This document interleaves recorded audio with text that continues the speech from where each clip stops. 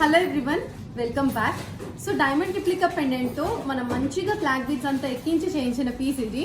So చాలా మంది ఏంటంటే ఇక్కడ మేము గోల్డ్ బాల్స్ యూజ్ చేసిన ప్లేస్లో నట్స్ అనేవి యూజ్ చేస్తారండి. బట్ మనం ప్రీమియంగా ఉండటానికి gold balls and gold balls కాంబినేషన్లో చేయించామన్నమాట. బ్లాక్ బీడ్స్ మొత్తం కూడా ఎక్కించి చేయించింది, మొత్తం కూడా హ్యాండ్ వర్క్ అండి మీకు.